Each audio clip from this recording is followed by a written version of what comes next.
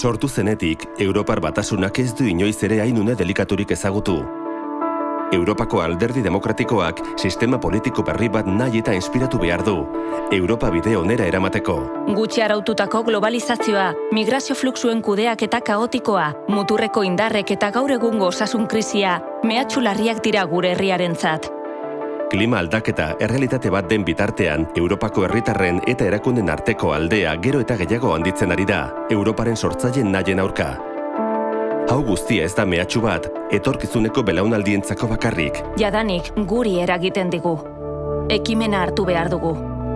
Europako Alderdi Demokratikoak Europako demokrazia bat eraiki nahi du printzipio partekatu hauetan oinarritua, bakea, askatasuna, elkartasuna eta heziketa.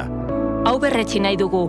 Ekonomia berderan zigarotzeak milioika lanpostu sortuko ditu eta Europar Batasunak industri berritzailea duen mundu mailako eragilea bihurtuko du. Populismoari aurre egin diezaiokegu gure gizartetan errotutako baloren bitartez, gizon eta emakumen arteko berdintasunetik hasita, aukera berdintasunetik, aniztasunetik, bereizkeriarik gabe eta tolerantziatik, gutxiengo nazional eta linguistikoen errespetutik eta hezkuntzan eta gazteetan inbertitzetik. Europako herritarrek proposamen zehatzak behar dituzte haien familien eta haurren eguneroko bizitzaren inguruan, lan eta bizitza pribatuaren arteko oreka, adinekoentzako kalitatezko zaintza eta osasun politika sendoa eta independentea. Tresna eraginkorrak sortu behar ditugu sozial dumpingaren aurka. Gizarte kohesioa sustatzea funtsezko elementua da Europako gizarte eta lurralde batasuna indartzeko.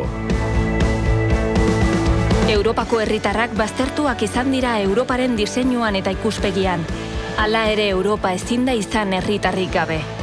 Amets europearra partekatzeko gure herritarrekin eginkizuna dugu, giza duintasuna errespetatzen duten balioak, zuzenbide estatua, askatasuna, berdintasuna, elkartasuna eta erantzukizuna zabalduz.